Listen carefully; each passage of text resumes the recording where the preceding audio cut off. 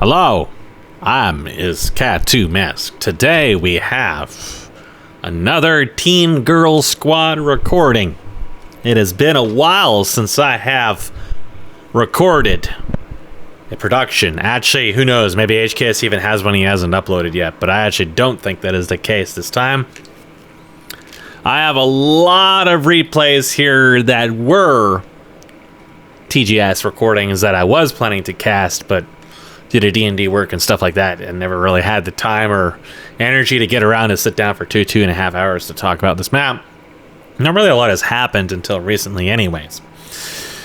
Warcraft 3 and Blizzard and the patching and the process of maintaining what was previously a perfectly functional game in which you could host custom maps and play custom maps on an internet service with a menu that didn't run at 3 or 4 FPS for the first half hour when you launch it. This was something Blizzard was not satisfactory with, and they have been steadily fucking this game up sideways, backwards, forwards, and across for years now. Only within the last couple weeks have they finally released a patch that allows you to host custom games again. Because previously, you had to transfer the map over a third-party service, or you might be able to trick it by going into the custom games menu and flipping around back and forth to try to prompt it to download the map and then rejoin. Now, at long last, you can, with a 50% success rate, in my experience, host a custom game. That 50% comes that the game may just crash when it starts instead, or during the game it will crash or spontaneously drop you, because in Blizzard's infinite wisdom, Blizzard Polish Land, they decided that rather than show a drop screen for whatever reason, should something have a hiccup of some kind, they will just instantly drop you immediately at the slightest provocation. Now, whose experience they thought they were improving by this decision, I don't know. If I want to put my tinfoil hat on, they just want to get people off of Warcraft 3 and onto products that make them money perpetually, like, say, for example, Call of Duty. Well, hopefully, if the rumors are true and Blizzard's products are being shuffled off to substantially more competent developers, like, I don't know, maybe the developers of Big Rig, maybe Elon Musk, maybe some company founded somewhere in Brazil, maybe the Malaysian company, just anyone but Blizzard, really. Maybe then you will start to see updates to this game that, just roll back like the last 2 or 3 years. And this is very relevant for this update for TGS for a variety of reasons. First of all, and first and foremost, the buck has been passed to another individual to maintain this map. Vetrius, who is a peculiar individual that has kind of hung around some portions of the Blizzard community like a poltergeist, has stepped up and made very random changes to this map, most of which I don't really understand the reasoning behind. We'll get in a little bit. Some of which are bug fixes as a result of, you guessed it, Blizzard touching something that didn't need to be touched and introducing a whole slew of bugs in doing so. Gee, that sounds like just about every other one of their products. I don't even know if even the replay is going to work, to be honest. I really don't know. We'll hop into here and so he's introduced some custom models. Credit John War, Yugi Bix, and 69 Chrome. Just between you and me, I think almost all the custom assets look like complete ass. But that's not just because Vetrius chose models that look like ass. It's because I would say like 99.99999% of all custom assets ever made for Warcraft 3 look like complete ass. And we went through that whole fiasco with the good dog recordings I made a little while ago that I don't think I ever even processed. for that campaign concept. We have some okay assets. This one's all right. It looks like the hair has the wrong texture on it, though. He has replaced some of the assets, like the Archmage, and I'm sure he has some reason for that, but they just look really awkward. The Gul'dan one is okay. Lord.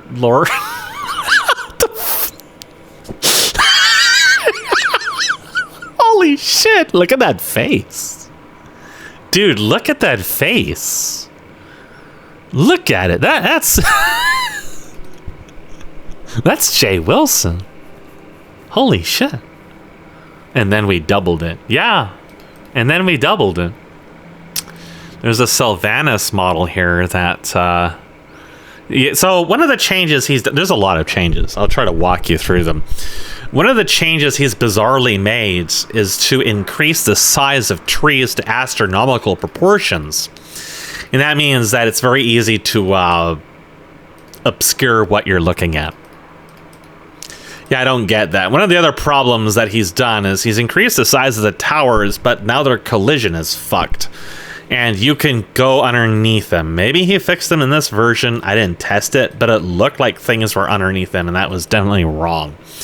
So this version of the map is actually like the second version. He had an initial version where all he really did was change some of the terrain around, make the trees obnoxiously large. I think he might have actually cleaned this up a little bit since then.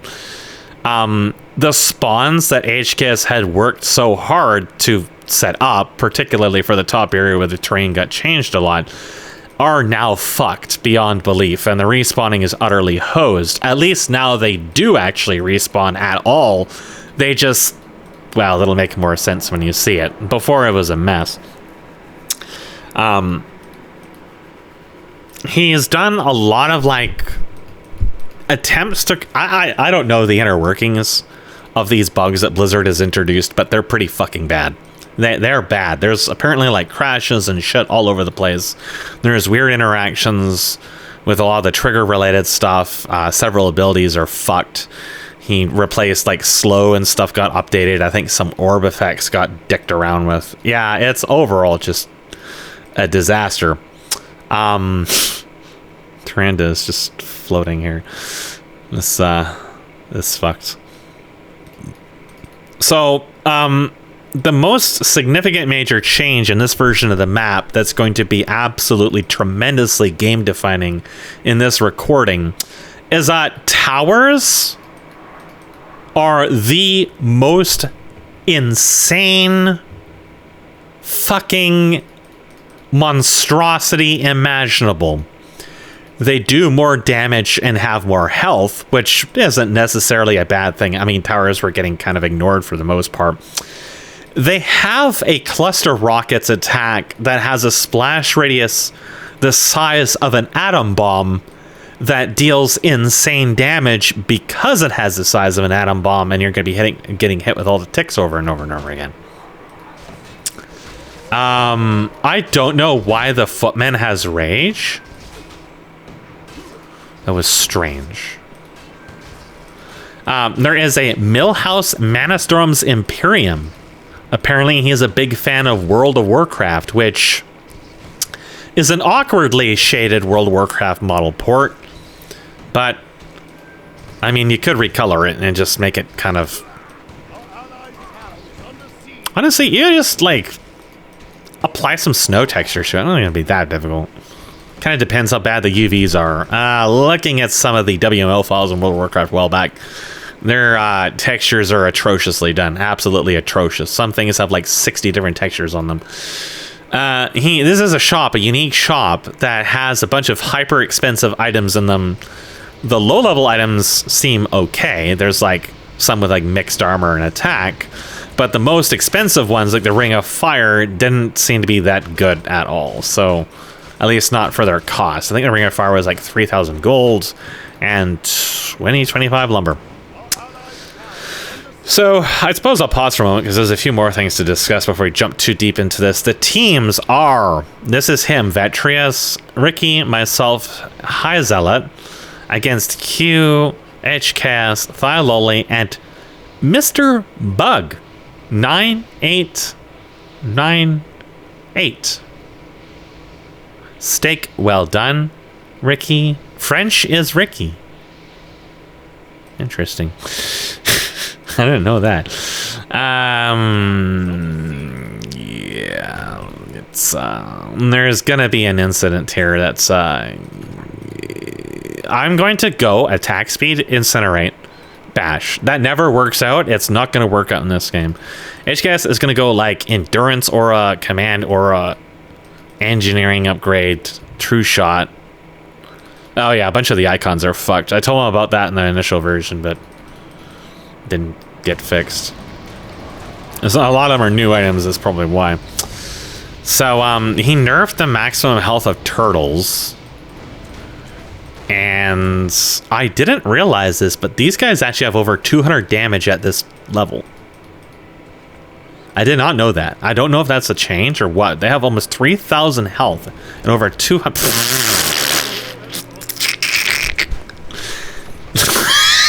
They have a lot of health and a lot of damage. I'm gonna like instantly die to them later on because I don't realize that they're actually that stacked, and I forgot that physical damage is nearly worthless in this unless you're a physical damage ranged, and this is something I do kind of want to talk about. We have seen HKS go this build a number of times, but in most of those cases it honestly isn't really that big of a deal.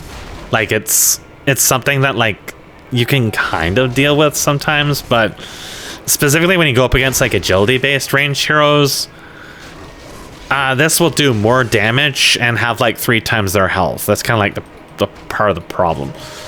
And the little inferno and little stun and stuff like that wasn't really a big issue, so I'm not really gonna comment too much about that.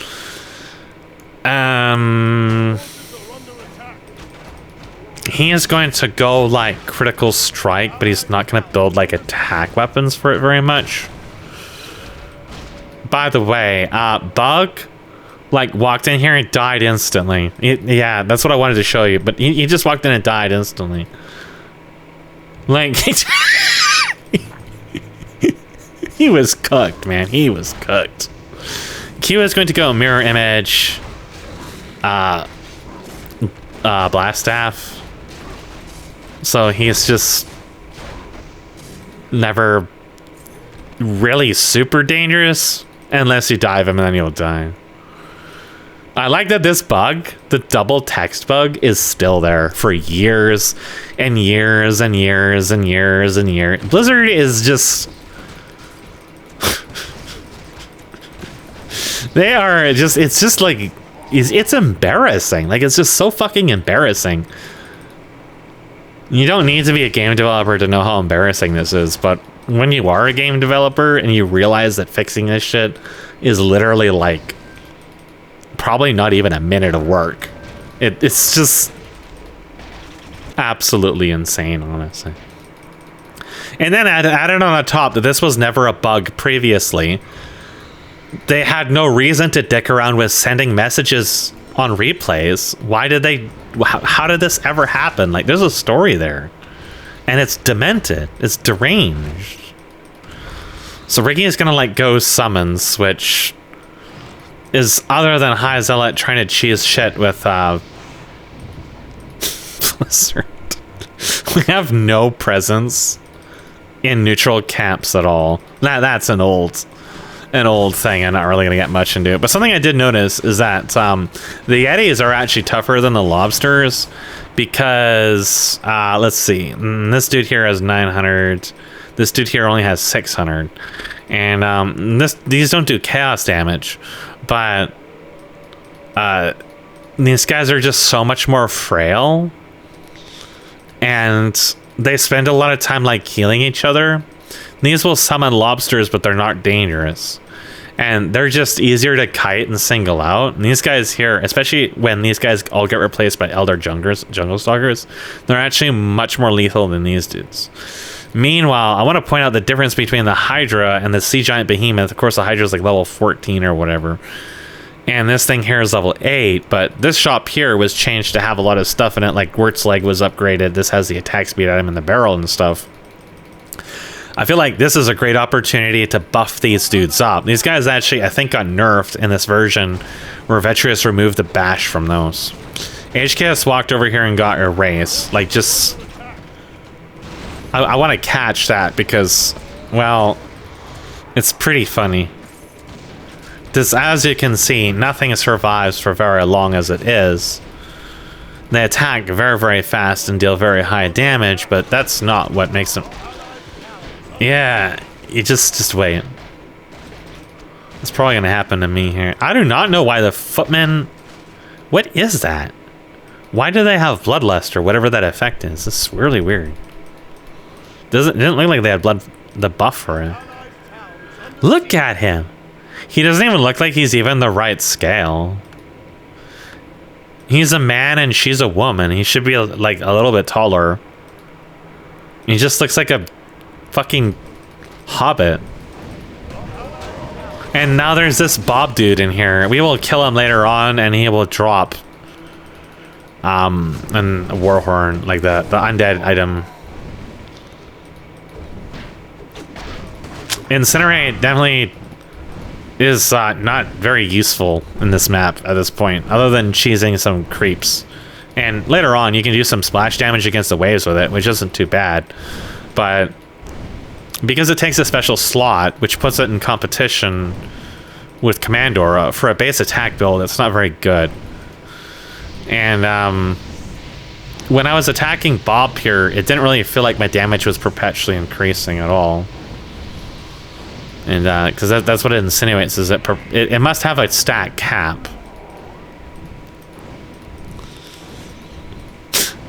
The fucking man with the Batman mask creates more men with Batman masks than someone a fucking bear. Unbelievable.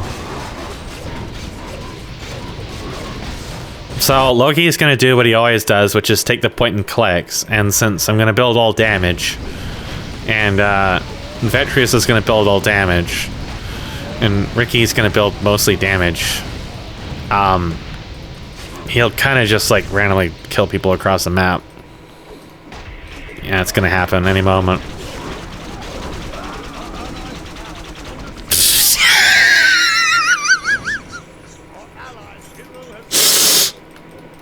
Yeah, you could see that no matter where it was shooting, it was hitting me. Once I was in, I was fucking cooked. And that AoE is so fucking enormous. So fucking enormous.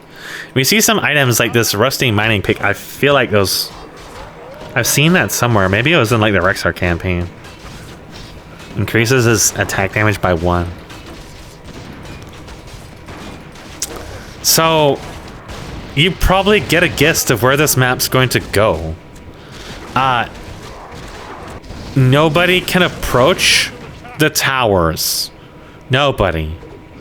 Because if you approach the towers, they just mow through everything and kill them instantly while regenerating health. Not very quickly, mind you, but everyone fucking dies. Now, there is a way to deal with this in late game. That's the Demolish upgrades. And the Erdl and the Crab. But when you look at the initial health for the Erdl and the Crab, it will, I think it goes up over time, but yeah, the towers are more powerful than the Erdl and the Crab at this point. And only certain compositions and heroes can really kill those. Especially like until everybody has full builds. So there's going to be some other consequences of the towers being enormously fucking lethal.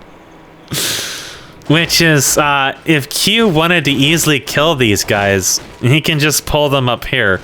These guys might leash a little bit too hard, but it's easier for the Alliance to pull them down here, and the towers will instantly kill them. These camps are very easy to pull into the towers and instantly kill them. And I was hypothesizing if you could get the AI to freak out with the Erdl or Krabnar using something like Acid Bomb, you might be able to get them into the lane. This is where I'm going to come down here and try to help High Zealot, and I have vastly underestimated just how much damage this thing actually does at this stage. He's not committed to the cause, though, and also he's going to die.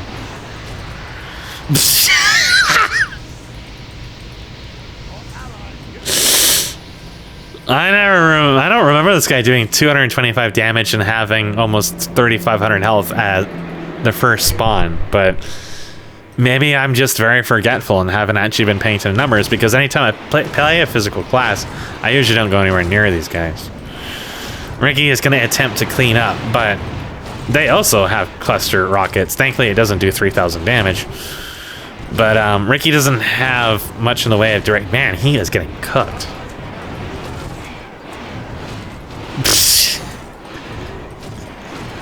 Alright, Vetrius has arrived to assist. Surely. He can tank, right? What is with the stat distribution on this hero? She's a Dex hero, and Dex is her lowest stat. I don't get that. Oh, one of the things I think he said he fixed, although the way he worded it was really weird, was it sounded like Cold Arrows was not refreshing itself. So that should be remedied. Oh, I see. The stat distribution for Sylvanas was always fucked. And this is just a copy-paste hero, so they're both fucked. Nice. One of them should be agility dominant. Now, when we get to the argument of what to deal with a strength hero, his range is going to be the same. Nope, he's actually 100 range lower, which is honestly, with the incredible latency that Warcraft 3 has and the input delay, it's not that big of a deal. It's a little bit lower. I was going to say it should be even lower than that, like 250, 300. But my initial response... Oh yeah, here we go. Once I realized towers were unkillable gods, I just used them to erase creeps.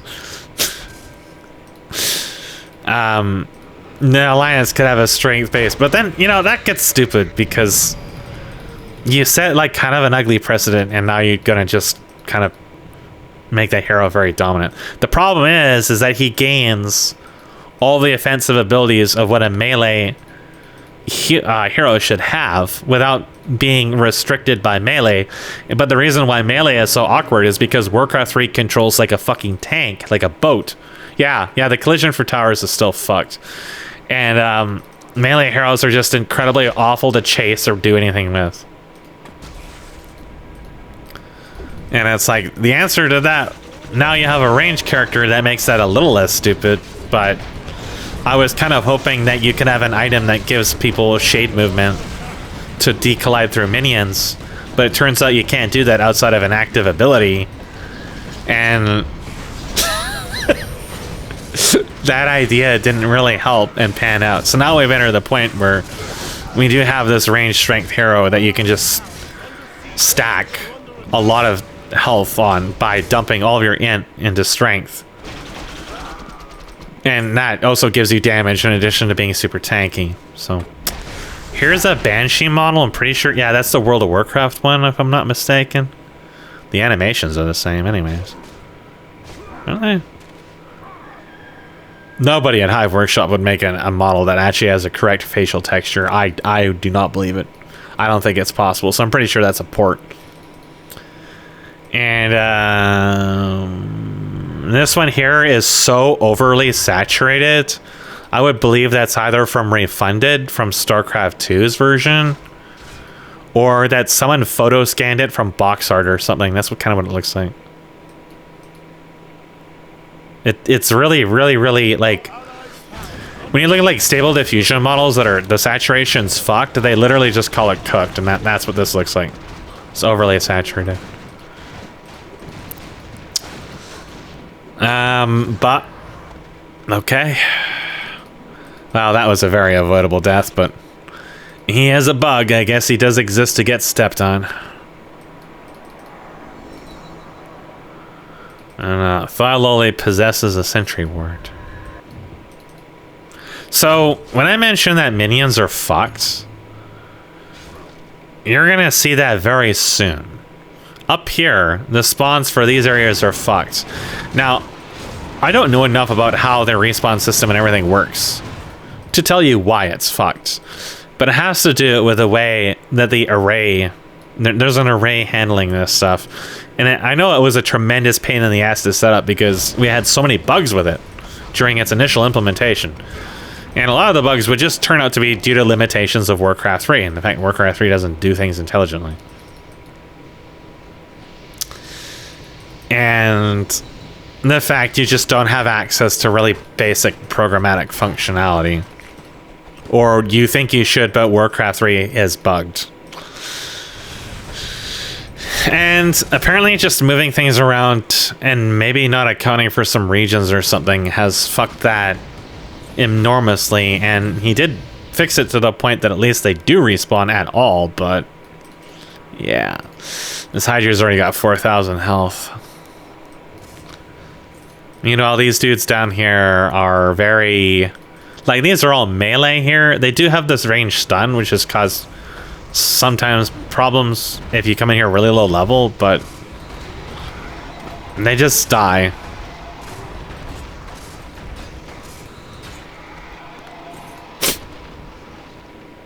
Dead. So, yeah, I always felt like these guys were kind of... High Zealot blinked up here and tried to assassinate Q.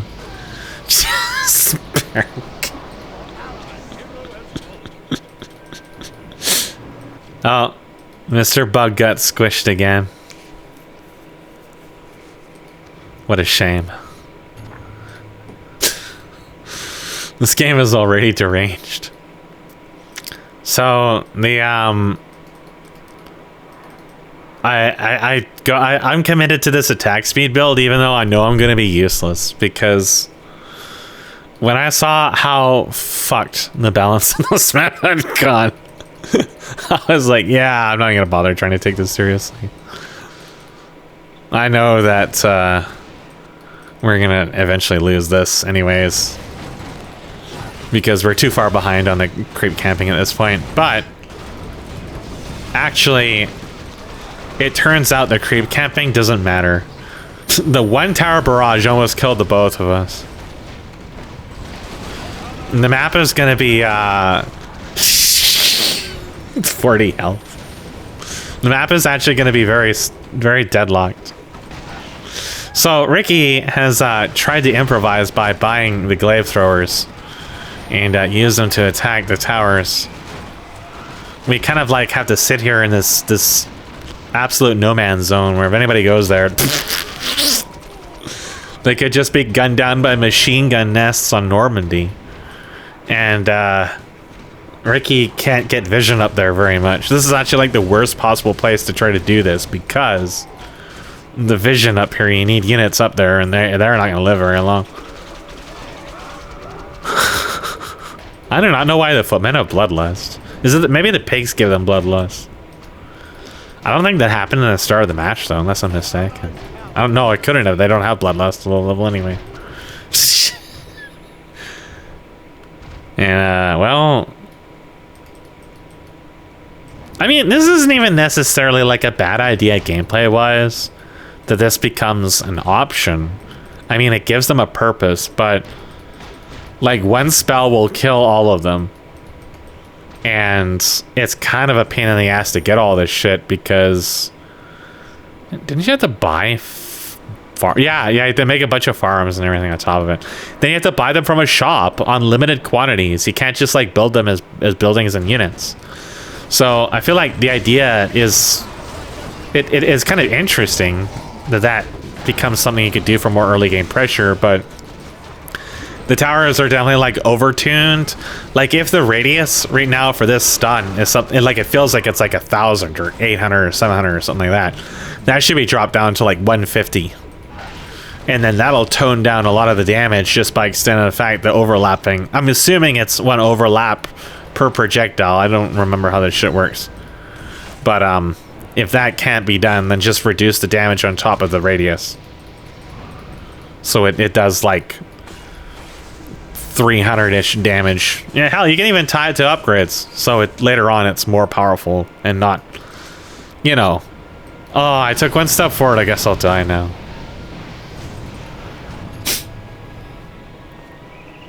We still get those stutters and stalls. They're actually as a result of Blizzard breaking the core tick, the core game tick.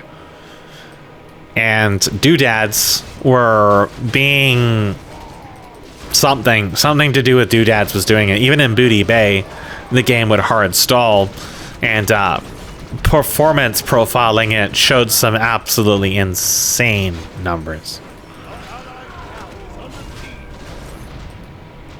He's trying his heart out, but it doesn't work.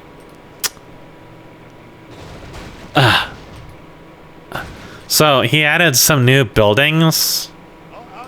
I can't really comment about how powerful they are or how powerful they might be. You can't make these towers anymore. That was one thing he realized might be stupid. Meanwhile, Ishkias got butchered by his deformed sons.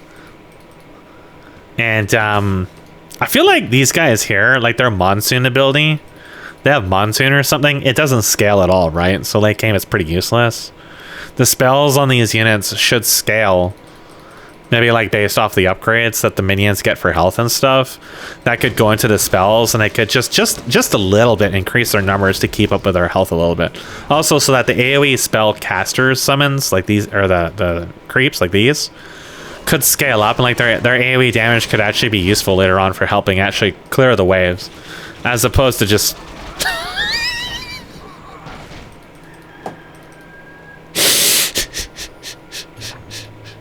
The Germans have infinite ammunition. They'll never run out.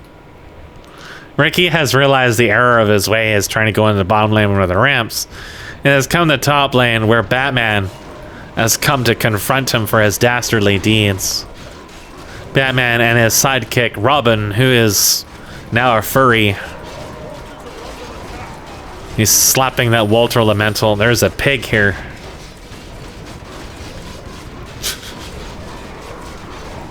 The True Shot aura from the items gives them a little bit of damage, but since I have Incinerate and not Command Aura, this could actually be a little bit more effective than it is, but...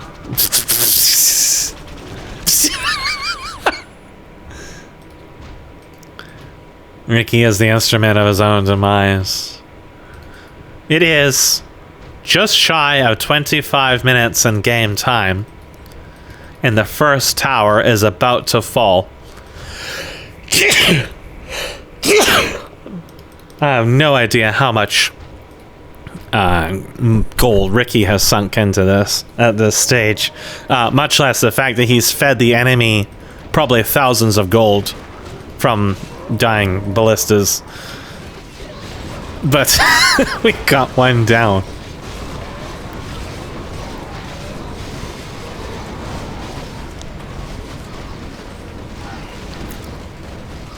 I don't remember him asking for gold, but Ricky stuffed it in there. So there's a laser pylon. It does 100, very high range actually, 24 to 104 random. He really likes his RNG. And the range on it is the same as those towers. It has a lot less health. I don't know what the cost is on it. But dude, that Yeti had like close to 3,000 health. Like he just fucking exploded. He was fucked, man.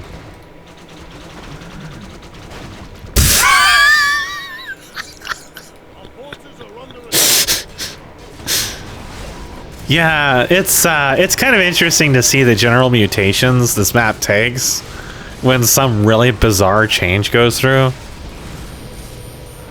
And this definitely constitutes as very bizarre. Like, I'm not really sure how serious he's taking the changes to this map because, well, some of it just seems totally like just throwing turds at a wall and seeing what sticks. But I had to wonder what the mindset was behind making the towers just mow down waves. He does have an item in here that's supposed to disable tower specials, but it's insanely expensive. So I wasn't willing to like take out an item out of my endgame build at that time, which is the only time I really could afford to spare something for something like that, to trade for the off chance it might help when we can't normally push across the map anyways, because our team eventually gets outscaled so hard by theirs.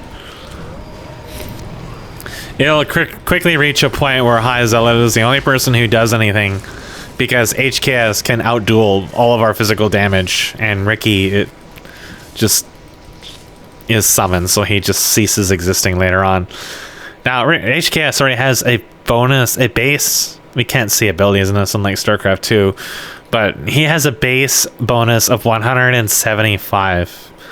That comes from the 20 strength from the head barrel, engineering upgrades, the flute of accuracy, and having a fairly high base strength. I don't know if he's traded for that yet. Whereas these characters here are at 41 agility. That is already substantially less base. We all died here because we don't have anything. And I don't know, I was still confused how his base damage was so fucking high. Like, where does he get plus 56 strength from? I don't understand that. This gives 20. Like, how did he get another 36 strength? Where does that come from? I don't understand that. Like, it's I don't understand that at all. Where does the other 36 strength come from? I don't think there's an ability, a spell that gives that. Like, where does it come from? It's really weird. Really strange.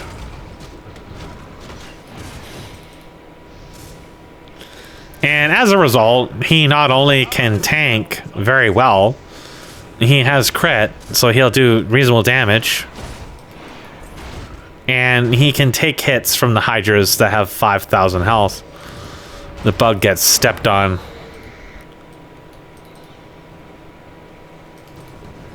See, when High Zealot takes the barrel, he only has plus 20 strength. So where on earth is HKS getting the other 36 strength from? I don't get it. Is it? It's not. I don't think there's any spells or passives he can buy that gives that much. This is why his bonus damage is so colossal. It's huge. I will never reach as much as he has, and he buys predominantly defensive items. What were intended to be defensive items. See, I think what you would do at this point is Vetrius already added an item that's just like 750 health. At this stage, the head barrel probably needs to either lose its strength bonus and do something different, or be only strength and drop all of the health bonus completely and do something different. It can't have both, because it's already giving health and damage. And basically that item synergizes so insanely well with his hero at this stage. But that doesn't even explain, that's not even the problem. It's 20 fucking strength. He's gaining strength.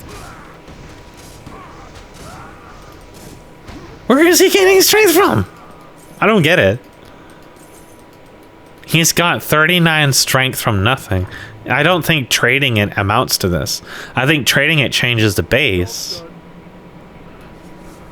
I am so confused. There's no tomes or anything like that in this.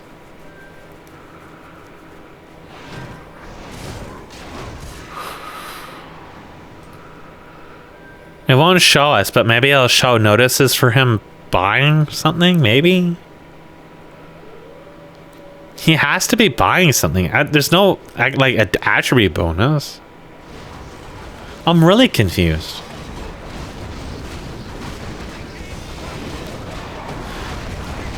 Because that's, I mean, look at his health. His health is just insane. So confused by that. That did no damage. The Hydra's cluster rockets did like 0 damage. It has like no radius. So that's bugged or something.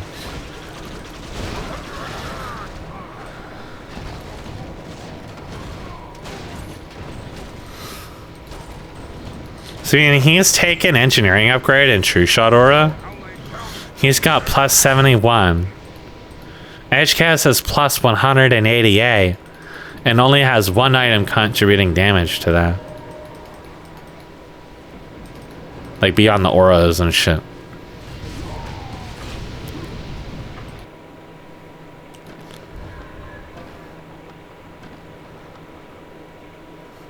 I don't understand where you're getting all this bonus strength from at all. This is so weird. What's he, is he buying something? Like...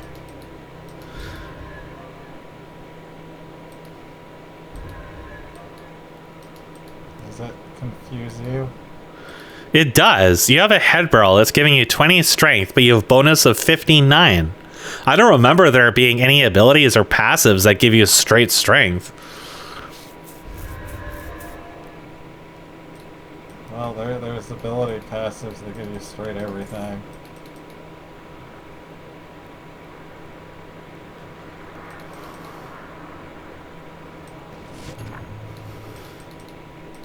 I really wish you could like see the contents of shops and shit when you're in a replay.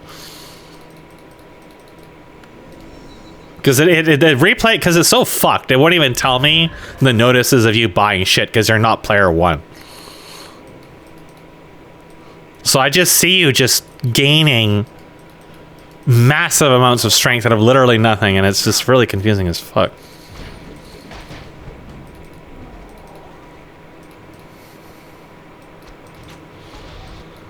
And you have 190 bonus damage, and you haven't even begun like mashing your brain into fucking protein drink yet.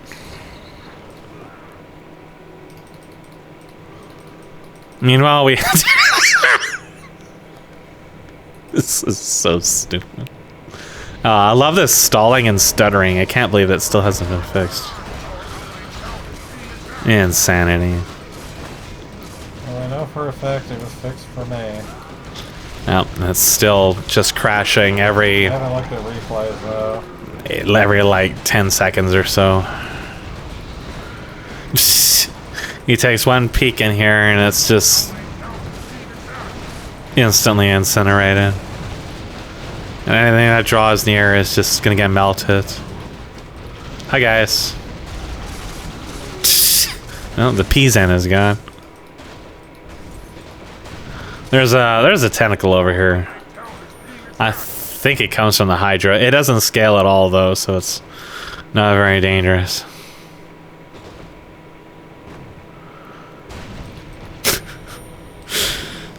So the lines are drawn, and no one can really do anything.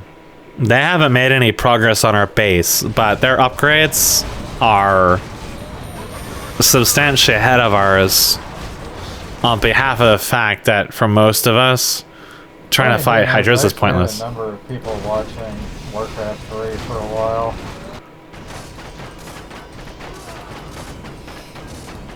You know, up until they can crash me.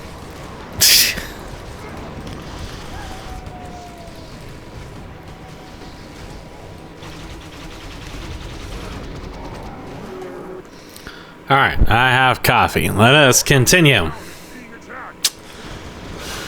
So, Mr. Bug has died again. Yes, apparently HKS was saying that you can buy a stat bonus thing. So that's where all that extra strength was coming from. I had never realized that in the game. I never really looked at that. I mean, I looked at his bonus damage and I thought that was weird. But I didn't like take the time to actually look at like the strength bonus, because I would have asked during the game how the fuck that was happening. Ricky has died. So we don't really have any kill threat on them except for maybe high zealot to an extent, but he's kind of dependent on getting some spell damage and tankiness. And they're just like... Their early game's way stronger than ours is. So I can't really like counter jungle them because, well... yeah... That's a waste. I honestly have no idea if Atreus even really knows much about this map at all, or really what his goals are, if he's like going to HKS and asking HKS for ideas on what to do, or if he's just like shotgunning whatever. It feels like he's shotgunning whatever the fuck. So it'll probably take him some time to really acclimate to the map, and you know, I have no idea what his design background is, if he has any at all, and what that'll relate to how he deals with the balancing so far. My inner fear is that we run into some kind of like Tiprith situation where everything's just busted as all fuck. So, I mean, the Deathbringers have some health to them, but they are nowhere near comparable to the Hydras. They should be probably comparable to the Hydras. These guys are starting to go up there in health a little bit, but not that much in the grand scheme of things. The little Hydras aren't really that strong, but the big groups, you get like multiple of the big Hydras, you get the Revenants on top of it. Whereas this group here kind of like stays how it is, and now I believe the... this should be a Lamental, by the way. Should be, this could be named something. Think of something Ricky related to name that.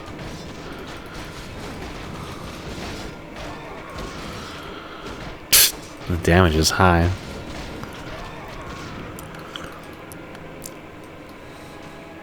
So, I guess HKS is now at 40 plus 42 strength. So that gives him 2 items worth of stats. Especially synergizes well for his hero. Maybe for melee heroes it may not be a bad take either if you're just pumping strength. Of course, he's dumped his intelligence. He's become a dummy now in his strength as well, so now he's doing over 300 damage. And yeah, it's going to take a very long time for anyone on my team to go anywhere near that. The 2700 health Doom Guards are just erased. Oh, Ricky died. Good job, Bugman. You really let him have it. Ricky might get revenge though. Oh. Oh, oh, oh, oh, oh, oh, oh, oh, oh, ah, oh. Oh, God. Fuck these mines. So, Krabnar has appeared with 4,000 health, lots of lifesteal, fairly high damage. You will think that Krabnar should be able to quite easily handle these towers, especially with a variety of... I don't know what a swarm worm is, but he's fucking dead. Actually, it turns out Krabnar can't do anything about the towers at all. He can't lifesteal through them because, well, the damage he's taking is way too high. There is a laser pylon there. It's going to do a little bit of damage. And they're beefy enough with 20 armor that he can't do too much. There's that Finger of Death. Loki is very lucky the towers have burned their cooldowns already. So HKS was mentioning before that maybe the inner towers could be really strong, and I pointed out to him that we have inner towers. That's what the Holy Archers and shit were supposed to be for, is extra inner base turrets that are very strong. They have only received, I think, some Dispel and the Insta-Give Wards ability. And otherwise, yeah, they're not really too much to hoot about, especially since they're actually organic targets that you can lifesteal and CC and shit. And, like with Bash and so on. Yeah, they're kind of just an aside at the moment. Alliance actually have an advantage in this case because the Hawks can actually cloud the towers still, but they have to do that without getting insta-killed. It doesn't seem to happen around this whole menagerie. It just pukes out. It's gonna feed HK some money here. Oh, there's a Frenchman. And just about dies. Oh. Oh. Oh no! Q! Or High Zealot! You can't even dive him because he'll just instantly get stunned and die. He didn't do quite enough damage. I don't know what High Zealot's build is. It's very bizarre.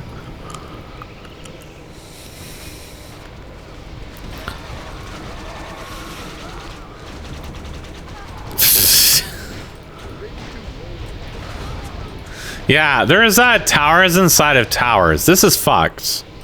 Like, you gotta fix the collision on the towers. That's goofy. I don't know how they got fucked, but it's fucked. It's totally fucked. You might think, oh, I'm helping Pat. No, it's just fucked. Try clicking on units that are hiding underneath of a tower.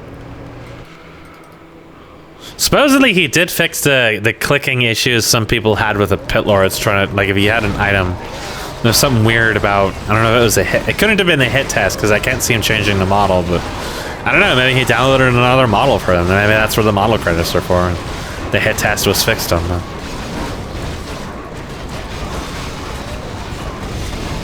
I have to admit, I've never run into that issue in any of my projects, and I don't remember. I mean, I didn't do too much. I always found items just stupid in general. It's a fucking RTS, for Christ's sake. Why would you have items in an RTS? So I didn't really do too much with that, so I never really ran into the fact that pit lords appear to have a hard time clicking on items when they're nearby. My first assumption would be it is a hit test issue, but...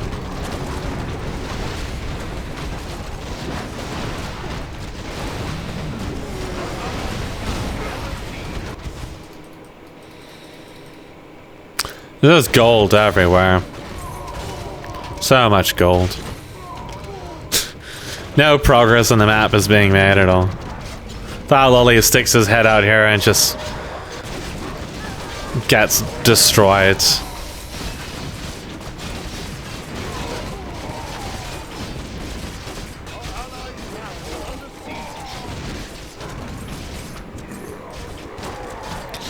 The peasant charges to battle.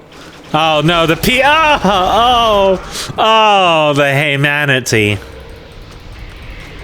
annihilated. And the pig was annihilated. I wonder if Ricky even knew that his peasant died to the tower. I have arrived to pretend I'm useful, but I'm not really. I'm the most worthless hero in the map.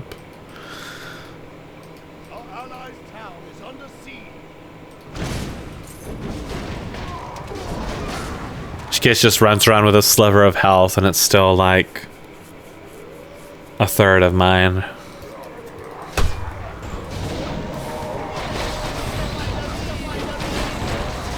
Meanwhile, I think Vetria spent all of his money on towers.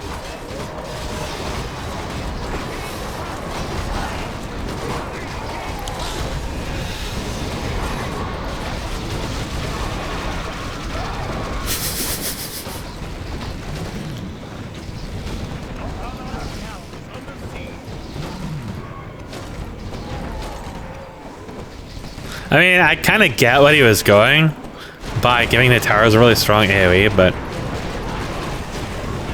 obviously it's ridiculously potent. I don't think slowing down early and mid-game is too bad of an idea, but as you will find, the problem is that they also paralyze the map late game. Because no one in our team can fight the towers. None of us do the kind of damage HKS does while being as tanky as HKS is, and HKS still can't solo the towers. We've already seen Krabnar die to towers once.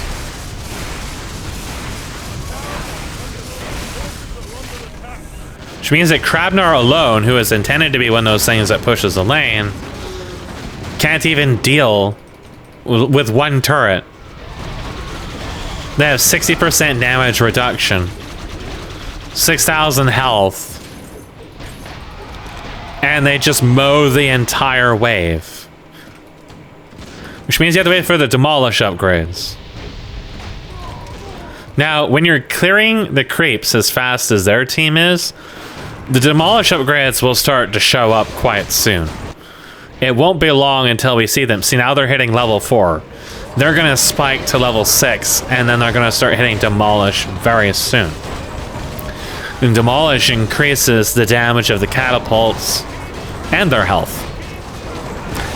And they're going to start destroying those towers, but only so long as they can actually attack them. Meanwhile, on our team, nobody can like push with a wave because the wave just dies instantly.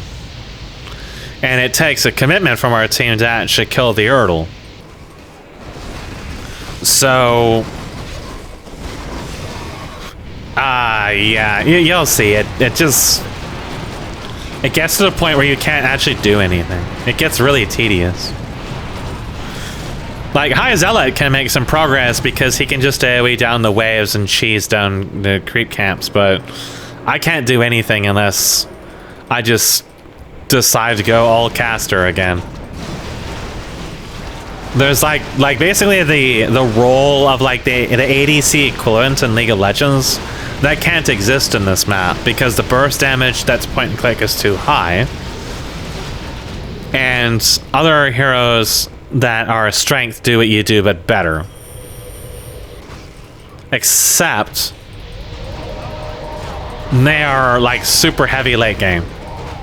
Otherwise, early and mid game, they basically are just gimped and just try to leech as much as I can until they get a couple of items and start being able to actually tank down the waves and make money.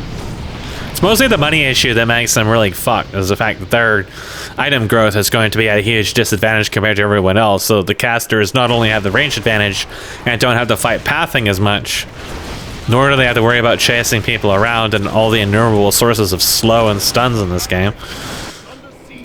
They can also gain damage bonuses and defensive bonuses and shit like that, and they can tank better than you can, a lot faster than you can. So we did get the Erdl. We're gonna push with it and do what we can, whereas Krabnar is now on the bottom. Krabnar is receiving damage bonuses all over the place, including Devotion Aura. The tower is one attack, just butchers everything that isn't the Erdl. The Deathbringer is now down to 1,000 health, but Q took Big Bad Voodoo. So this is actually like the biggest thing they have, is the fact they have Big Bad Voodoo. That's what pushes the wave, not just Krabnar or anything like that. They could have had any minions here. Just having something able to sustain the damage so that they can actually attack the tower for more than 2 seconds. That's the difference. We're not going to have that. We're going to be relying very heavily on the Erdl. And then the Cloud from the Hawks is nice too. But every now and then the turrets get an ability off and they just fuck our shit. The Erdl on our end is gaining Endurance Aura, and I did get Command Aura, so it is helping it a little bit. Plus 50 too? I don't know, that seems wrong, honestly.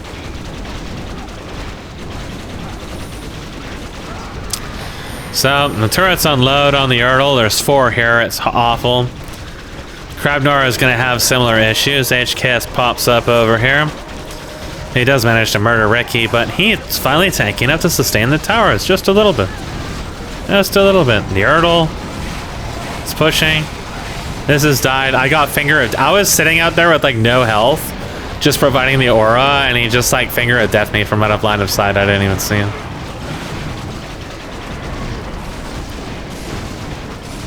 So, this wave dies. We killed 1 tower. They didn't kill any towers at all. They didn't even kill a protector. We killed 1 tower, 1 protector. That is the last time we will ever get into their base. God, there's tentacles everywhere. These all give bounty. It's not a lot of bounty. It's like 6 gold or something, but it does add up for something that, as the game progresses, is not really that strong. They definitely could afford to scale a little bit with a creep upgrade.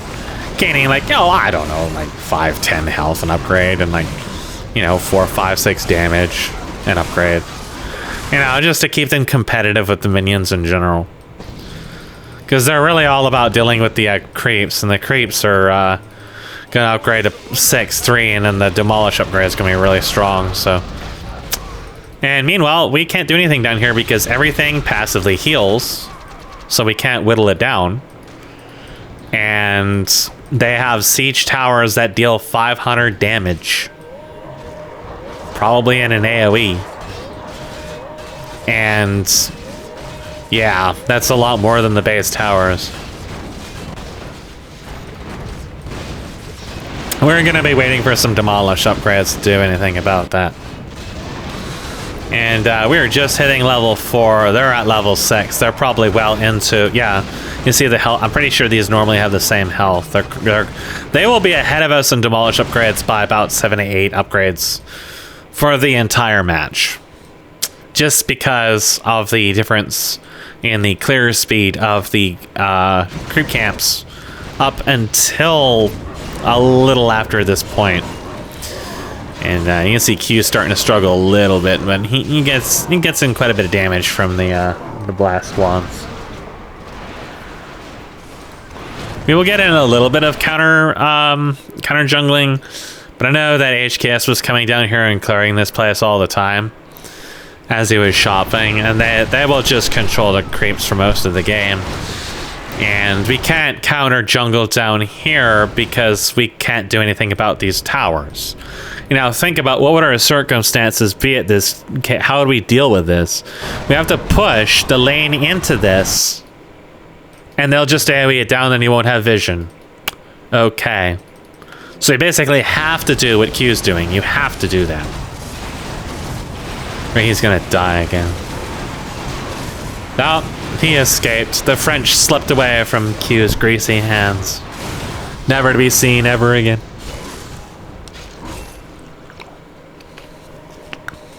I mean, 1v1, I can easily kill Loki. I can fight, obviously kill Mr. Bug. He doesn't seem to have any idea what he's doing in this map. Q is like, he'll kill me if I run into him. It happens at least once. HKS is like, hi Zella, and I can 2v1 him. But we don't have any map pressure at all. And part of that is because we don't have anyone who can actually really kill the Earl that quickly. People are kind of running around everywhere. And it's going to be so hard for us to scale. Meanwhile, HKS is already full build. He'll probably swap out the war song drums or something at some point. Well, maybe he keeps on it and takes... Maybe the special ability is the strength bonus. I'm not sure. I don't remember ever seeing the attribute bonuses. Maybe that's what he's done.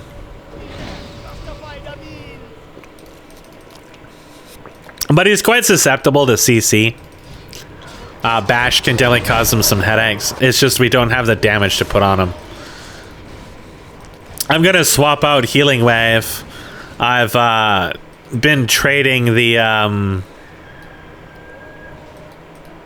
yeah, see, I traded my ints for a mix of strength and agility. I wanted to have some health so I could take Finger of Death. And I will trade out Healing Wave eventually because I know it's going to do me no good because I basically have to take Critical Strike. I didn't want to, but I have to. And I'll eventually level that up a little bit, but I will not reach HKS's damage until I buy 3 axes and actually swap out the... I'll swap out the God Orb for a Ring of Fire, but it won't make a difference. And, because I don't think it actually does that much damage. And, yeah, now the Demolish is actually doing damage, so they can now push this. See, these with True Shot, Commandora, and some levels of demolish. Ricky is just instantly obliterated. TGS is always still running around with very little health. They don't have a support on their team other than maybe Q, and he still takes a lot of damage. It's just he has over 6,000 health, so he can take that initial burst.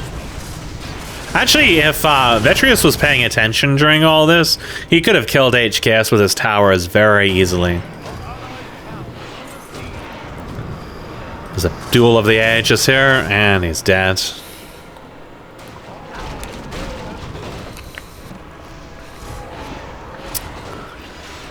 Now, HKS does run a little bit of risk coming down here with no health. That actually misses. Yeah, never mind. I guess he'll die instantly. The Thylolite cast a spell, and it was really just a crit. How much armor do they have? Only 5. Yeah, you can really see the health nerfs on the turtles there, but even if they weren't nerfed, it doesn't matter. The 5,300 health Hydra will melt very, very fast. Yeah.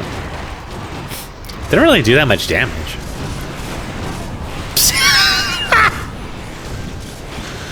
I killed them eventually, though. Those are my only 2 kills of the game so far. I saw them down there because, I don't know why I had vision. I had vision down here and I saw them, and I can't remember why. Maybe it was like a High Zealot's bird or something. I'm not sure. I had vision down here anyways. So I went and killed them. It doesn't really accomplish anything. We can't really push. So they've already taken all the creeps. And we can't counter jungle them because they don't have anything. I can't kill the Erdl. I can't even begin to kill it. I do have a Lion Horn for a little bit of armor here.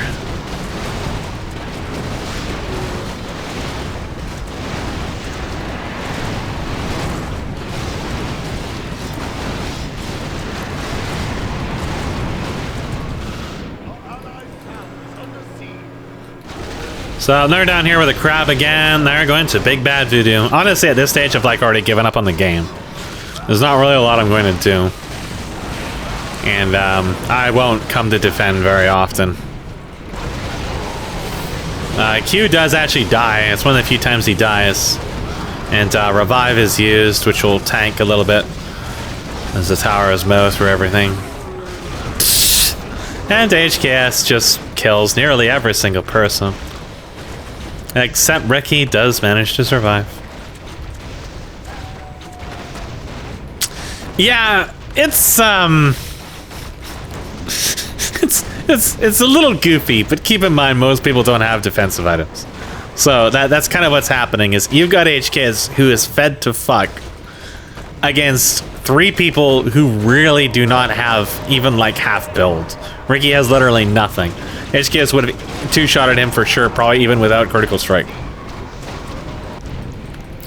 And I'm only starting to get a little bit tanky just from getting the axes and having a little bit of armor. But I'm actually going to sell that God Orb, which is going to chunk my health a little bit. And the counter jungle helps us actually quite a bit. Even out the upgrades just a little, but we will never really close the gap.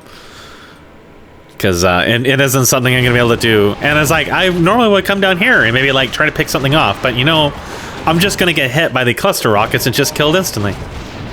I can't bother to heal myself because in order to do as much little damage as I currently do, I had to sacrifice all my int. And I had to start leveling critical strike so I could try to be competitive with HKS. Because eventually we were going to have to fight him. So I don't have support. And even if I did, I'd be sitting there for like over a minute trying to heal myself to go up so I could take 1 hit from a tower AoE. Right, like... I think giving the tower some kind of ability is good. And I think that can work. Right? But... I feel like it should be a more of a predictable AoE. Like, even something like based on flame strike, like something that gives like an indication that it's coming, as opposed to just, I don't know, blanketing the entire lane in a nearly instant stunning flow of, I mean, yeah, you're going to reduce the numbers and kind of tidy it up. It'll be less lethal, but it still feels kind of unpredictable, which kind of makes you like not want to attack when that would normally be your time to attack and do some damage. Mr. Bug is not having a good time. He's died a lot. You know, it seems like he's died a lot to us, but it's mostly just been random shit. HKS has more kills than our entire team combined, except for the Alliance that's claimed a lot of shit, you guessed it, predominantly from towers. So they've already killed, looks like they've already killed Krabnar again. And if he did respawn, yeah, is that his body right there?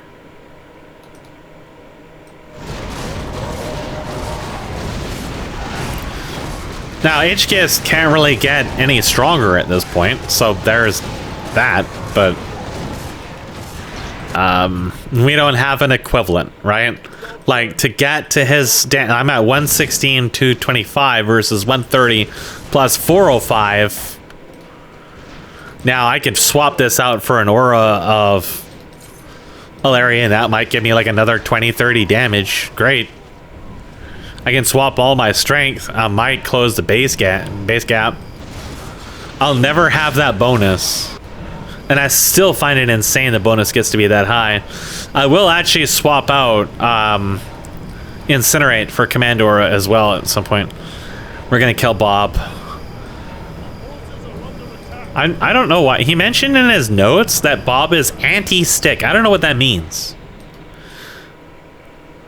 Legion Doomhorn. He drops items. I mean, okay. Nothing you're gonna want when you can actually kill him at this point, but...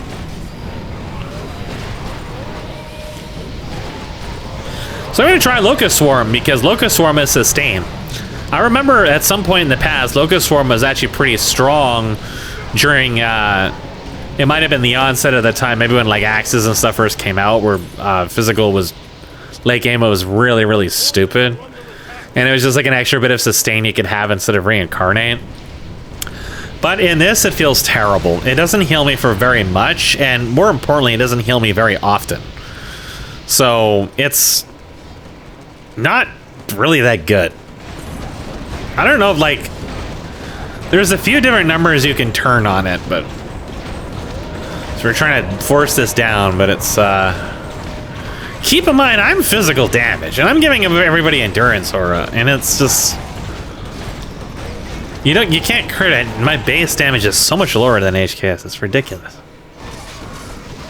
Something else I wanted to check was, I think these buildings become tankier now. I don't necessarily disagree with that, but I think that... what is a swarm worm? I wondered what that was. I've never seen it. Is that the tentacles or something else? So HKS was telling me that the reason these camps are fucked up is because the arrays are expecting a fixed number of units, and he has changed the number of units in the camps. So that's why the array is getting confused. It's the way you have to do it's very specific.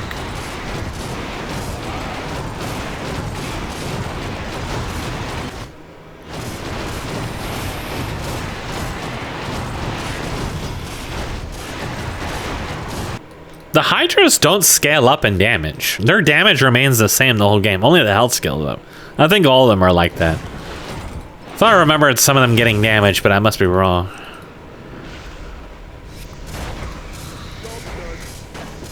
Can he? No, I don't think he can solo the Erdl. He might have been able to if he was full health. At least he'd be able to be very close.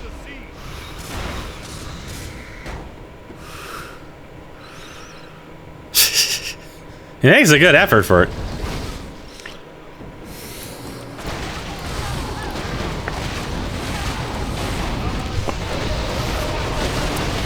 So, Azazel's going to use Starfall here, and Krabnar is going to die right away. That is the third or fourth Krabnar that has died over here. every single defense still stands with Vitreous adding even more, even though these aren't receiving the upgrades from the army. Nonetheless, despite Q's best efforts, he still cannot crack open that bussy.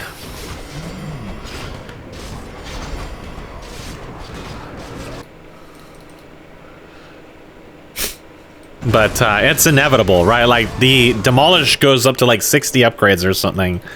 It's...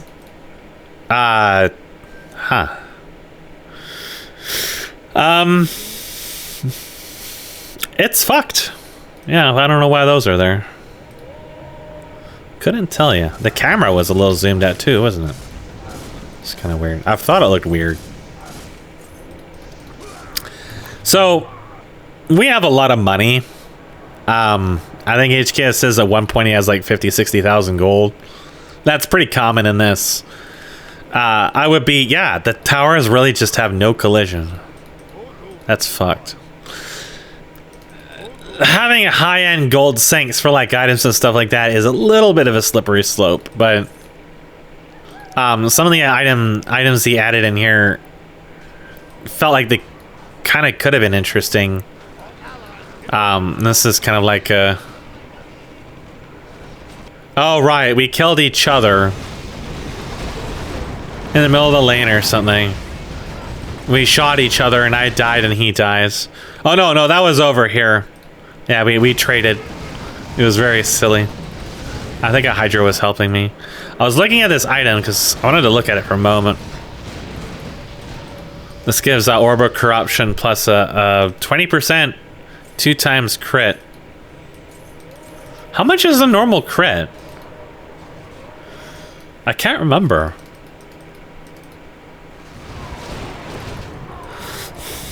But, you know, some more utilitarian items like that being at a higher cost with some okay stats seem alright, I suppose. Again, I still would like to see some kind of aura item that only applies to summons. And, you know, very, very late game, you know, like 8,000, 9,000 cost or something. Maybe even more than that, that just boosts only summons. Just to allow you to get something late that boosts summons. Hell, I'd even like to see it be like 20, 30,000 gold. Because, you know, it'd be like a one item that just like substantially, or maybe an upgradable item that enhances them. Oh, Ricky's air units were literally invisible underneath the trees because the trees were too large. That is yet another reason why the trees should be brought back to their normal size. Yeah, I could hide my Zeppelin in here and nobody would even know. Only auto acquisition would be a problem. With all the Zeppelin trolling I've done in this, realizing that just is like, yeah, this doesn't have proper collision. They're going inside of it. Gotta add some pathing blockers or something here. And air pathing blockers, maybe. Yeah, it's a little fucksy-wucksy. You don't want units going inside of shit. You don't want to obscure the view. It's hard enough to tell what's going on in Warcraft 3 with its ugly-ass graphics and disproportionate assets to really, you know, have to deal with, like, sorting out what's inside a tree or not. So this does hit. It's just the radius is very small, and it doesn't seem to do hardly any damage at all. It actually costs them damage when they use that.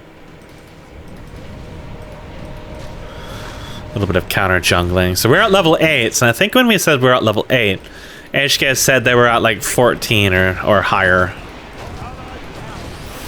As you can see, even though my build is nearly as strong as HKS's was in terms of cost, I can't do what he does. I can't even begin to do. And that's even with Locust Swarm. That's supposed to be healing me. The High Zealot just got dunked. He can't even kill the Storm Reavers. Like, I mean, okay, yeah, that's how it's supposed to be, right? Like, I shouldn't be able to solo this. Now, maybe the Locust Swarm can heal me for a little bit and I could do this a little bit better. But this is kind of like how it should be, right?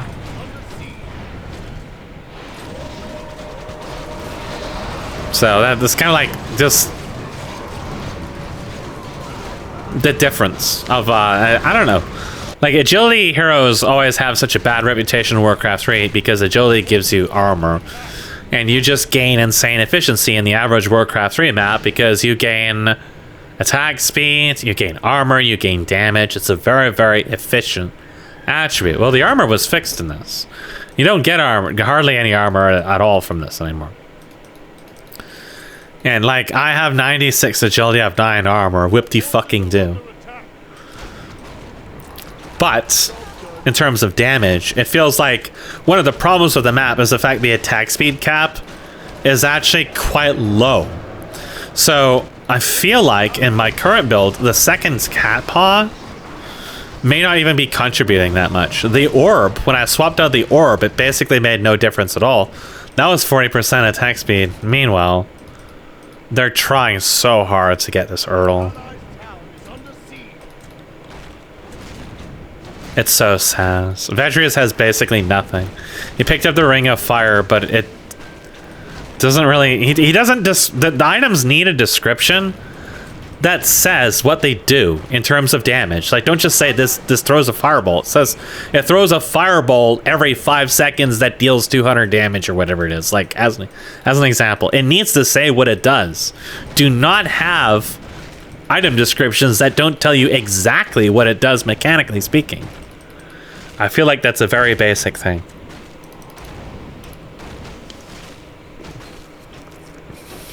That said, I don't think it does anywhere near 200 damage. And even though it says a very large radius, or a large radius, it's not actually that large. Whatever the case is, it doesn't seem to even beat the innate regeneration. Actually, he can't even finish this off. He basically does no damage.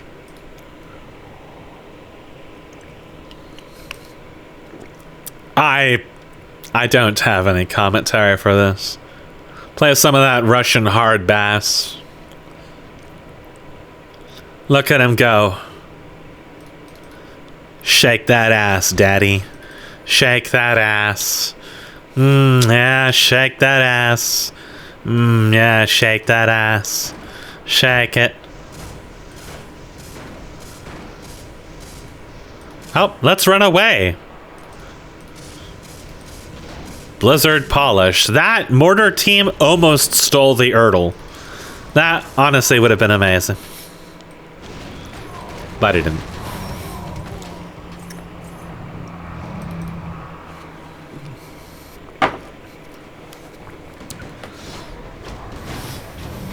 Incinerate also doesn't apply to these units with spell resistance. Bash does, which can help a little bit. But Bash doesn't really do much bonus damage, so now they're here with a couple Demolishers, a bunch of Yetis. They're gonna finally do some damage now that there's no minion wave to hold up their creeps for a while. Some towers go down. The Saffrons are actually quite useful here. You can freeze the towers.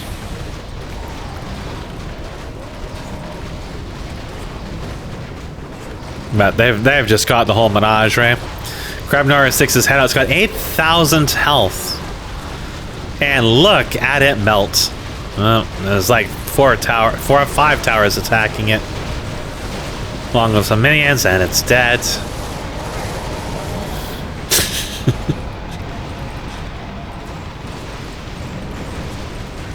I kind of miss the division system in Lolden's a Legend. Like, if this map was Lolden's of Legend, there are so many knobs I could tweak. Like, okay, sure, have towers that are insanely strong. Well, I had towers that were very strong in Lolden's Legend, too. I had boss units that were supposed to defend those areas. They were very tough. And, you could spec your waves to that. HKS died to a Murloc. Wasn't one of the summon ones, though. Dude, +1 damage? Man, he's packing. He must have walked in there with like 0 HP.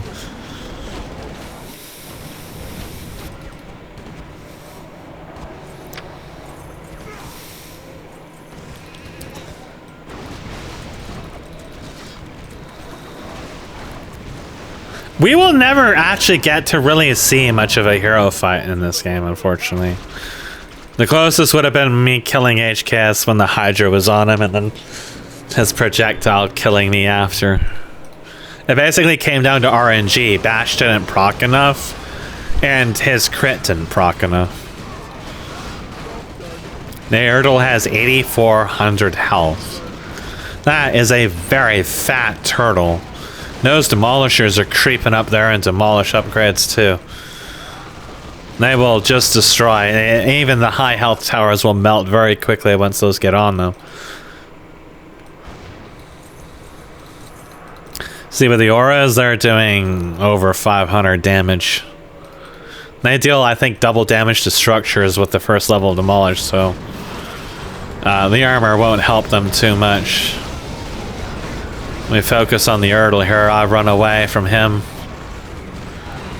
Vetrius is very, very squishy and does not do much damage. See, my damage values are not very good.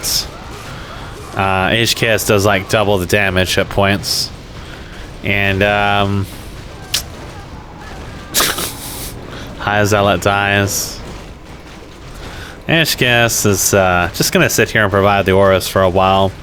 But he's not protecting his demolishers, so they're dying. Okay, now they're good. They're tanky enough they could take it. Neural gets pulled back here, but the damage is done. The wave is dealt with. Neural will hold this up for a little while. And as you can see, yeah, the demolishers are going to do a lot of damage. As long as he's got vision up here and they don't walk into the towers and die miserably. Oh my god. Okay.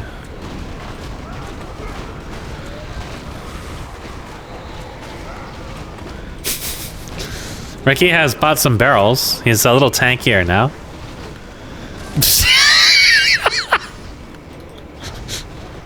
It took actually several shots to kill him, even though he had a sliver of health.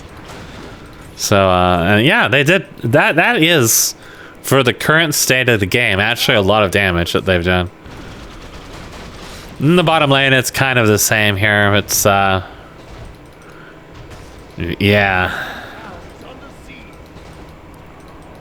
I mean, having this slower pace game is kind of interesting because it kind of like forced everybody to get builds, including Ricky.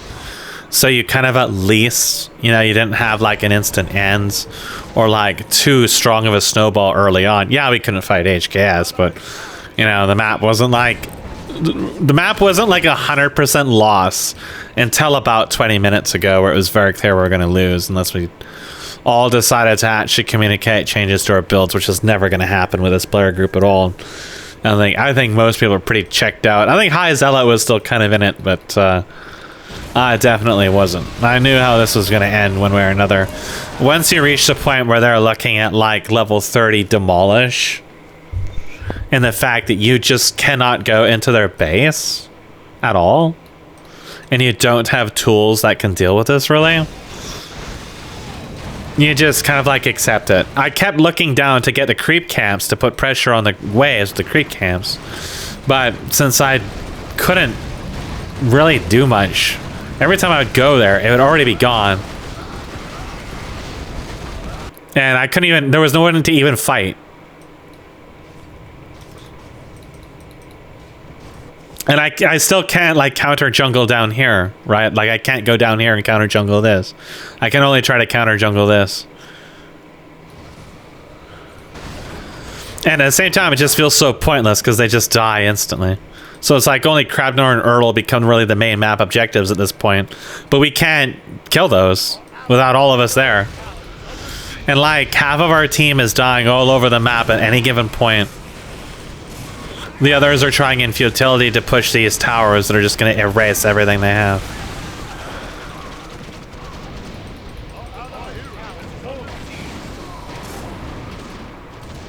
Now, Thigh Lily fucked up on that. He had no mana. He definitely could have killed Ricky if he had all of his mana.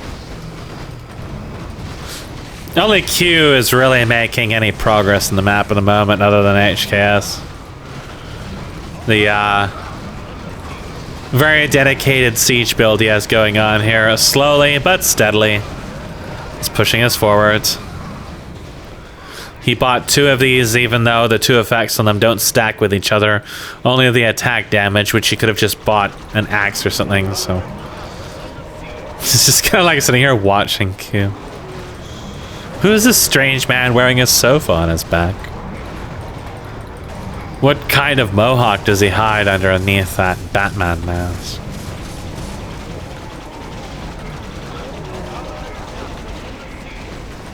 I got a lot of pushing power out of that big bad voodoo. No, he died. Got too close to the towers. I died to HK. I died to HKS up here. He like crit me twice and I died.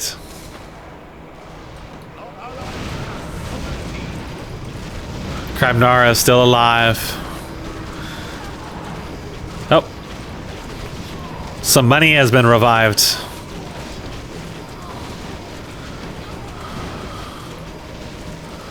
Q's not quite in range to give him his buff, so he's melting quite fast now, even though it's only a few units. Oh, there we go. It's big bad voodoo again. Ooh. Oh, and Q died. Didn't get his mirror image off. But he pulled the crab away from over here, and as a result, its rampage continues. High Zealot tries his darndest. Marches off. Then he walks into the tower as everything else melts in an instant. Well, he lives for a little while. At this point I have like 12, 13, 14,000 gold and I don't even bother to upgrade or buy back the buildings. I will eventually though.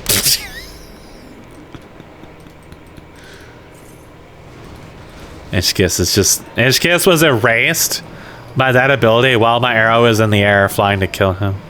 Meanwhile... What the fuck? Oh. Fuck this farm. Fuck this farm. I was trying to tell HKS where the peasants were.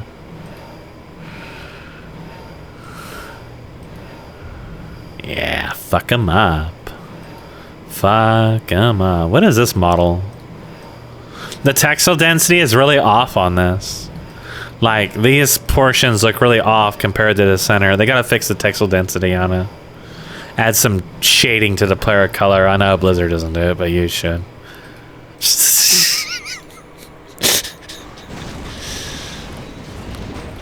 Now, in theory, we could do damage to their base, similarly speaking, but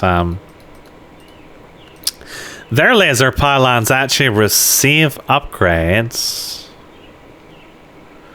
Does Vitreous have any more? I like that the minimap is just busted as all fuck.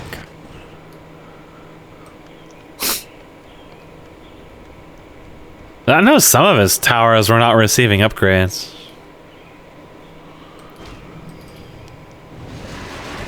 I come down here and be a cunt. Foul lolly. Down he goes.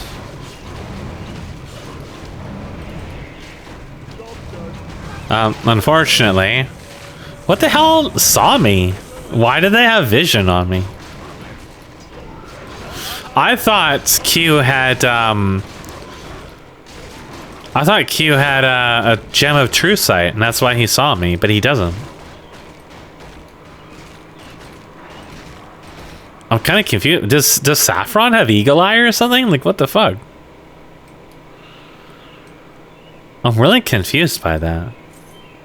I always assumed he had the gem, but he doesn't. That's very strange. Job done. Job done. It doesn't do any good. Man, you have to admit, Q has done some silly shit in the lifespan of this map. He is a very silly goober. High Zealot's going to go a very strange build. You're gonna see it.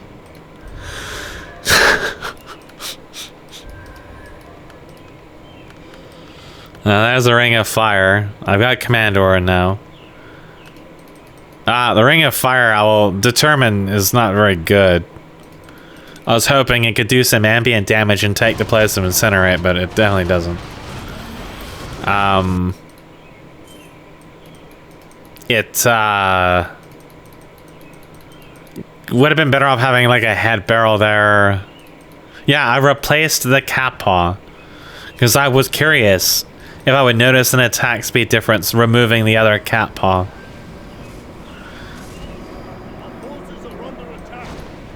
Oh, he died. I mean, we get kills on them. It's just so hard to actually, like, normally what you would do if you couldn't fight HKS is you just go to another part of the map, but you can't really do that even at this stage in the game. You're gonna see why.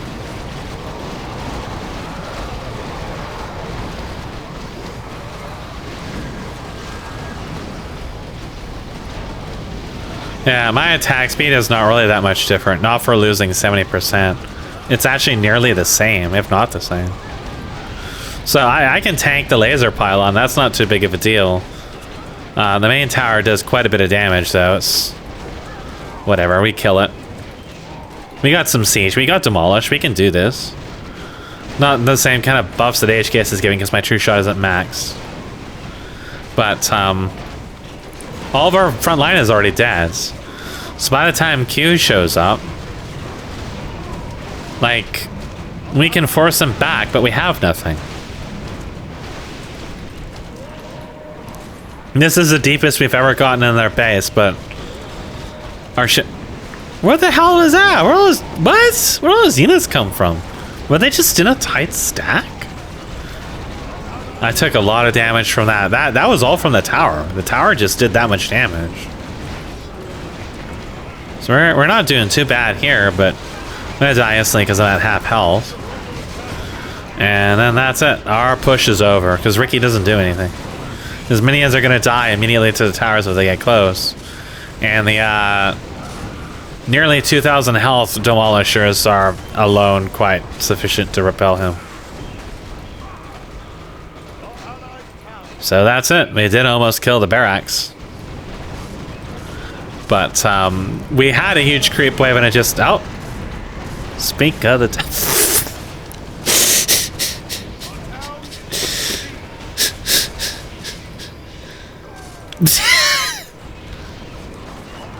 He just scurries away. It's not really in too much danger. He regenerates health reasonably fast.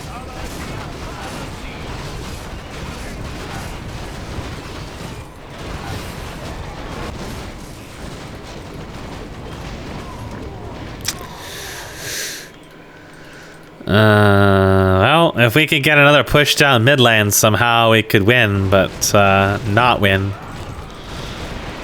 There is still a lot of towers to go through. What the hell is he doing? These are still idle over here, by the way. Krabnar reappears, and one final heroic push. I can actually tank him a little bit because of my extra armor, but he dies miserably. Now, these dudes do some damage.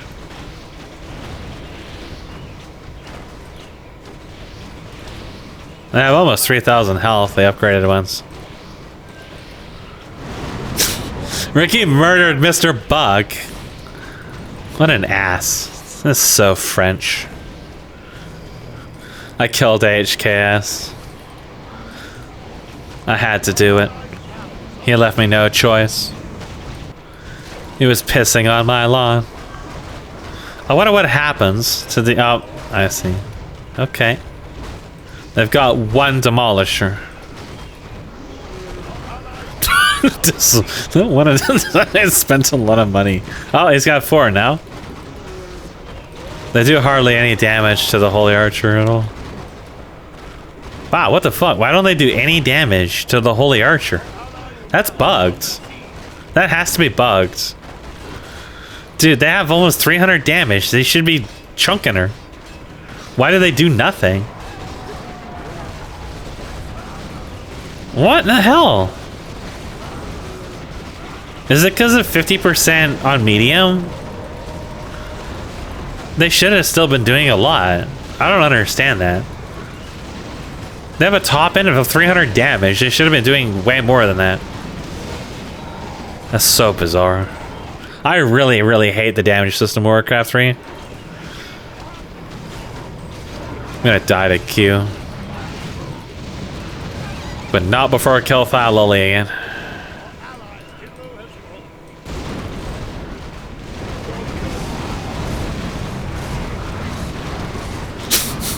The Ogre Lords have less HP than the Infernal Cannons now. I'm not sure we have seen a game where the Demolish upgrades go this high since they got implemented.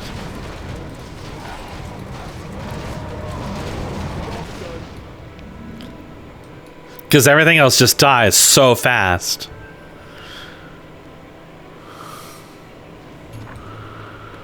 Let's see. Alright, here's a laser pylon. We'll see it finish.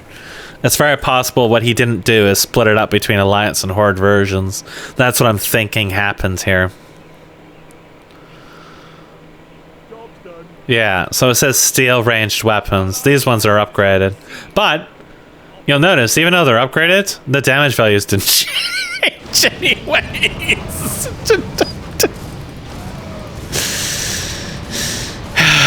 This game is silly.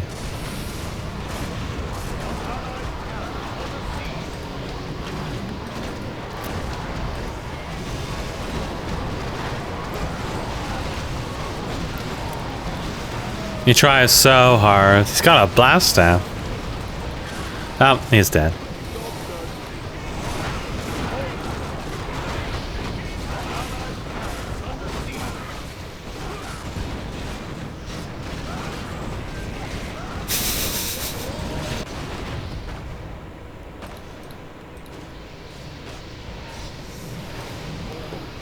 No, it's even bothering to do creeping anymore.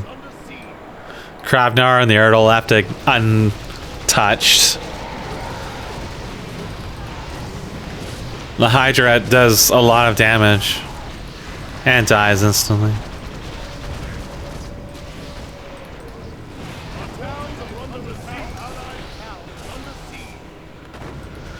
How much damage do they do?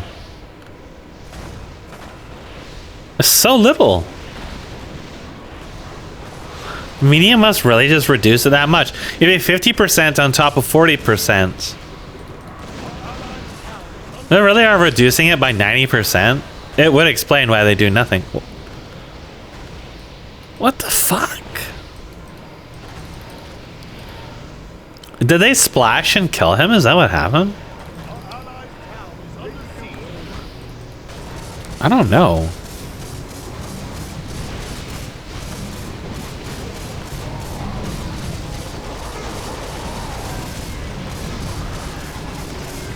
$200 damage anti-air tower.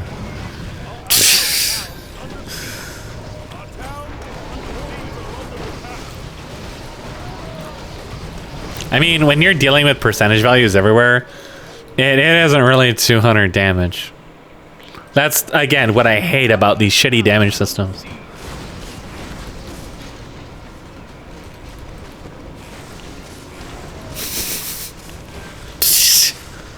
Lily is just unceremoniously erased. Like everyone else in the game, sans HKS, he's just another meat popsicle. I think the Infernal Cannons might actually be tankier than he is. They are very, very beefy. They have 3,000 health now.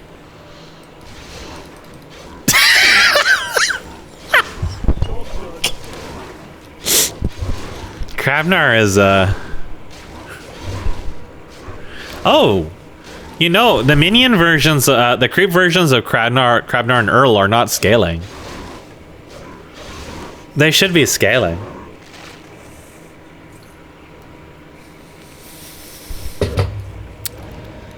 That's very interesting. Give me 1 second. I'm gonna add that to my notes here.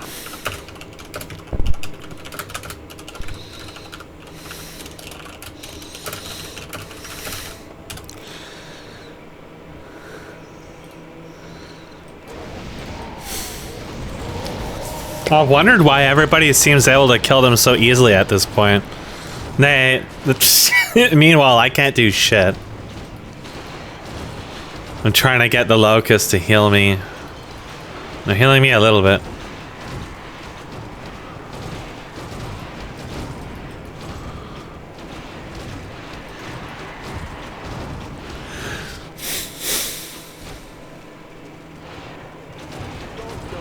Now they're all gonna come back. I get back like 700 HP.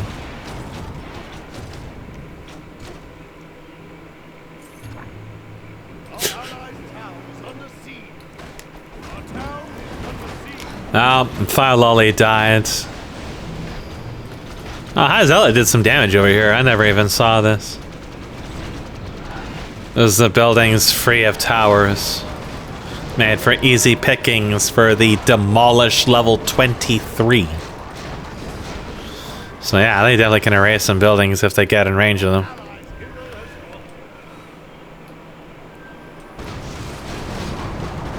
Little did they realize certain death awaited at every turn.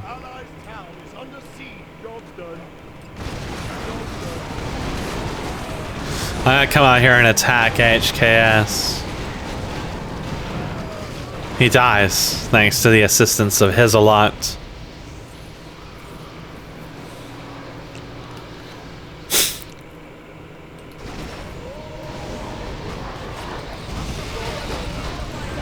His lot portaled down here. I bought some buildings. I'll believe in him, I thought. Surely he can win the game.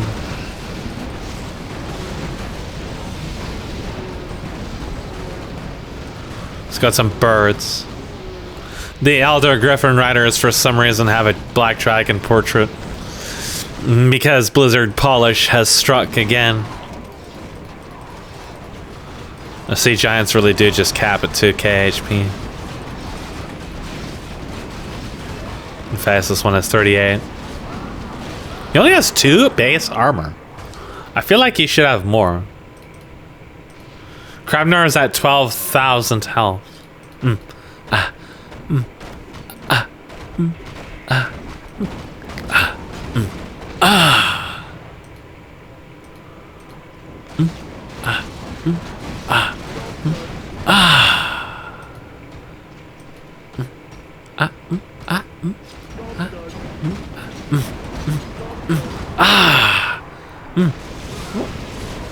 Meanwhile, down here,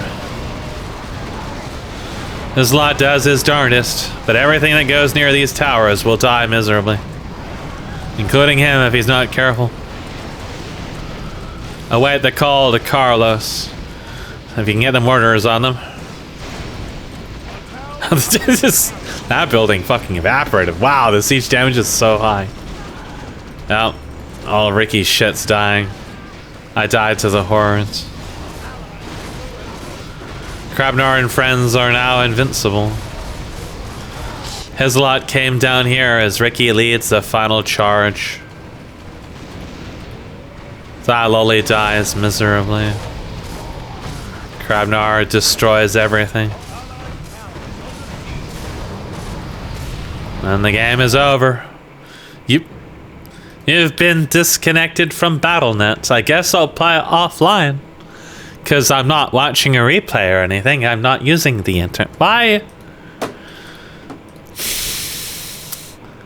This always online shit is so utterly asinine. But why it would disconnect me when I finish a replay, I don't know. That's even more asinine. HKS, of course, killed the most units at 714, followed fairly closely by Ricky, and then the rest are fairly consistent actually, except for Vatrius, who did very little, in spite of the fact he had a lot of turrets, mind you. It's just the other turrets killed way more, much faster. And Mr. Bug was a little bit below him. Whereas the hero kills are unsurprisingly dominated by HKS, followed by the Alliance. Somehow I was actually the third highest in hero kills, and most of those are HKS, which is the really weird part, is I was actually able to arrange his death. I killed him and I killed Thialoli. I could kill half of their team with like 100% confidence. I could kill Mr. Bug. I could kill Thialoli without any real problems as long as I caught them alone. Well, that wasn't really going to happen.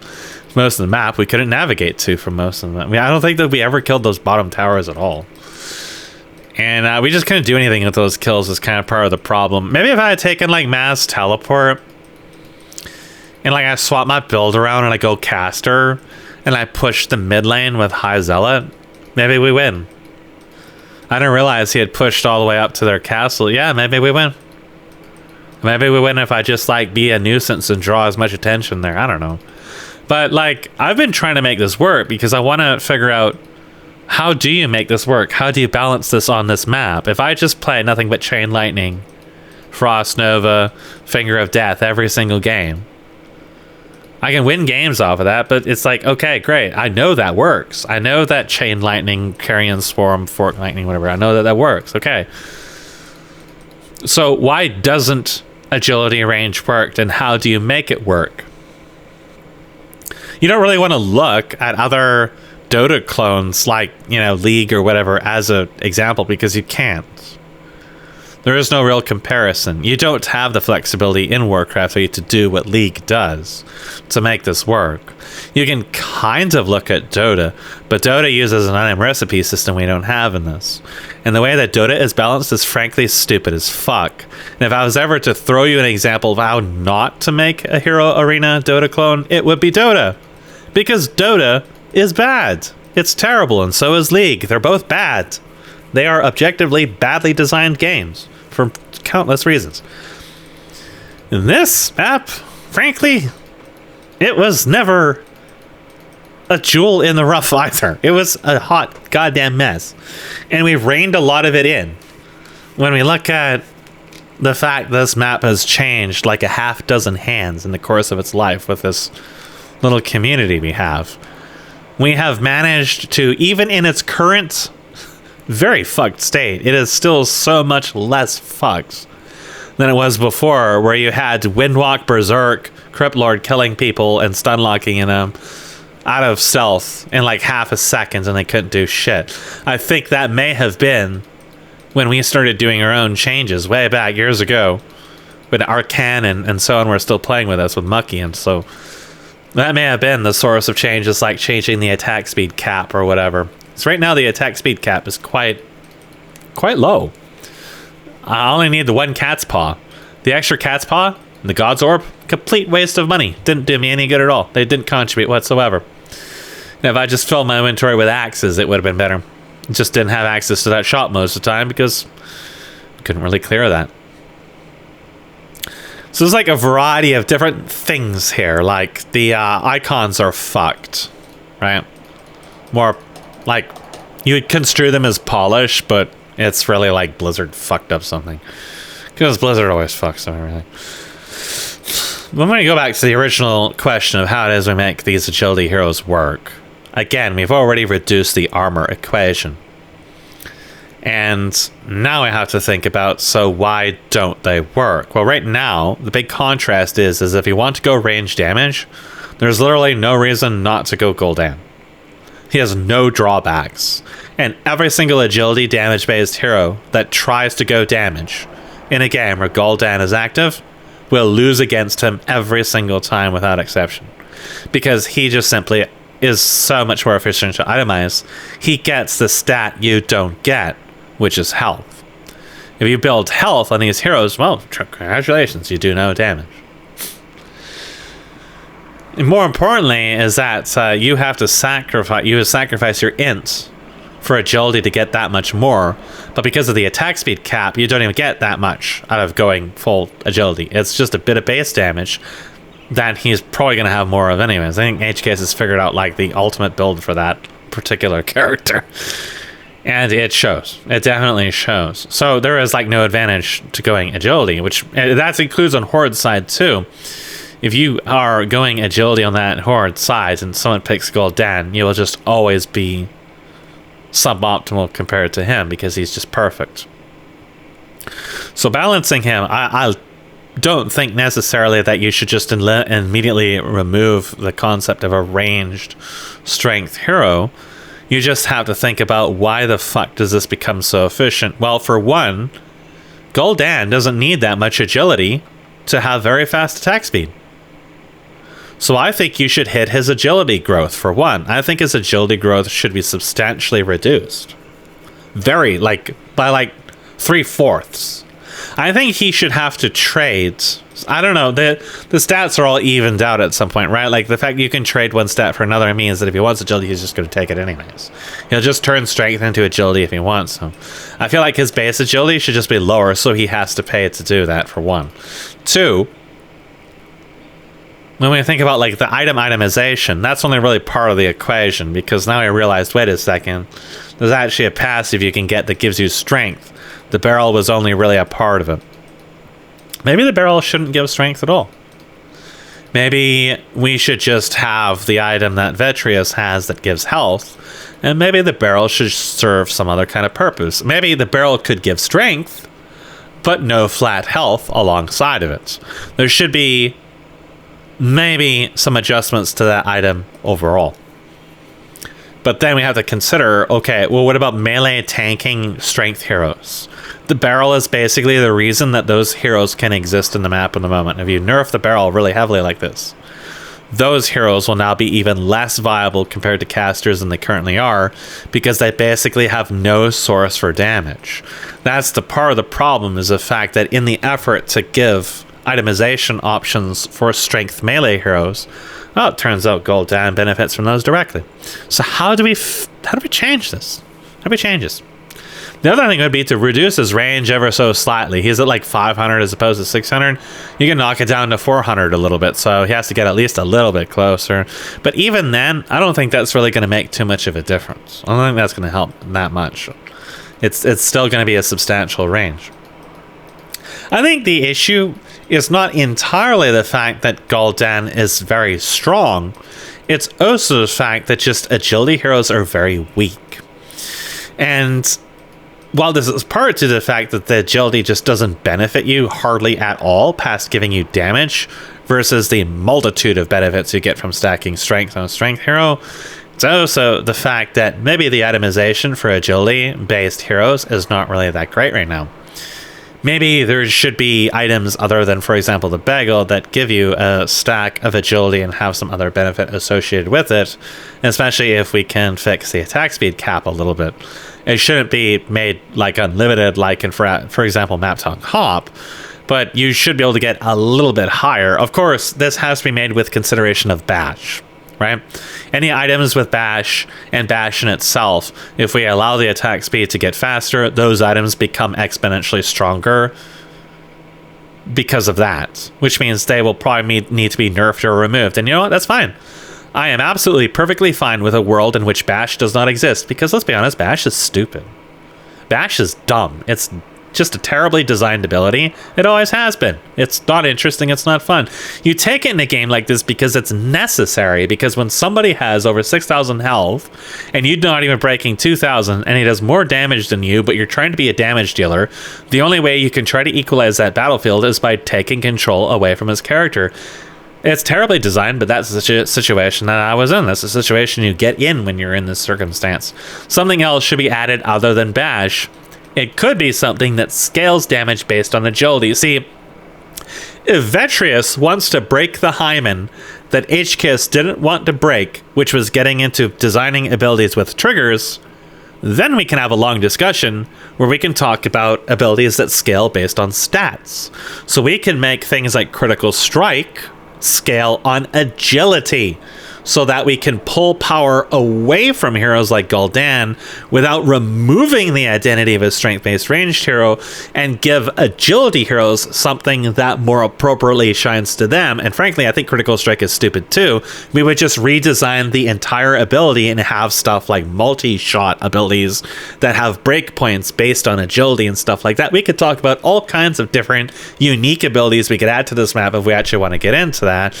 It won't shock me one bit if he doesn't want to get into that, because Warcraft 3 is fucking terrible to work with and the trigger system is awful and everything related and so on and so forth. But if that is the path we'd want to go into, then great. I have 1,001 ability ideas I can puke your way if you actually want to get into it. I have no idea to what extent he's getting involved with this, if he's just dabbling or whatever, or just doing whatever because HK has complained about it on his stream.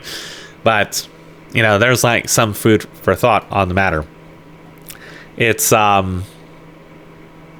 you know, it is good to see somebody willing to work on the map again.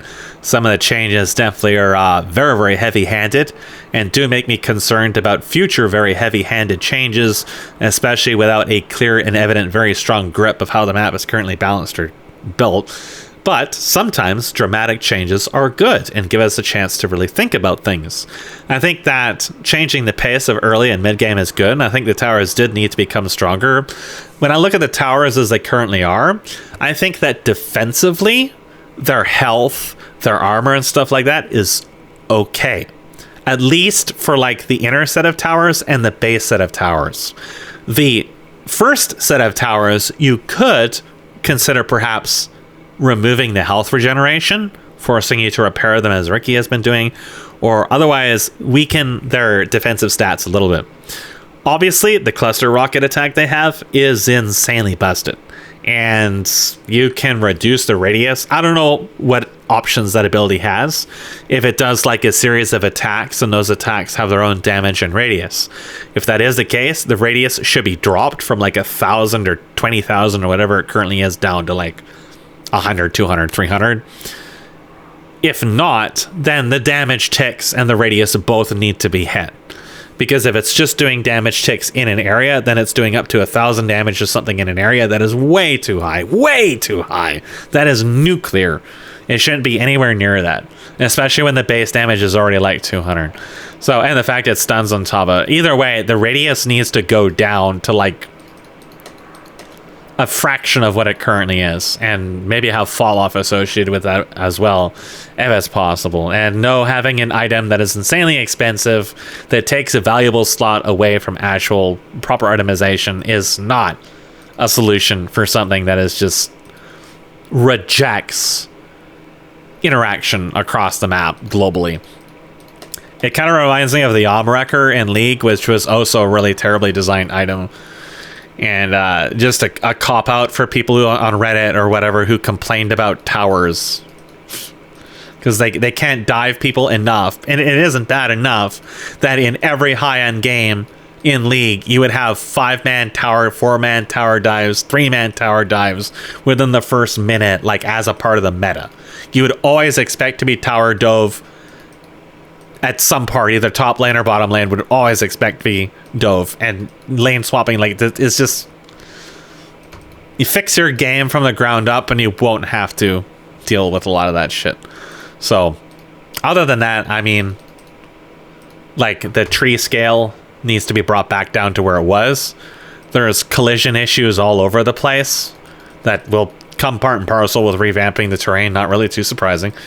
Just, you know, trying to add in some pathing blockers for those larger doodads on the corners, fix the tower collision, stuff like that. And I can't really comment too much about the other items because I didn't interact with them. All I can say is the Ring of Fire didn't really seem like it did anything at all. And, yeah, it is perpetual work in progress. That's the thing about this map, is it's a perpetual work in progress. There'll always be someone, so long as people are willing to work on it, someone's always going to come in with new ideas and new concepts of how the way things should be done.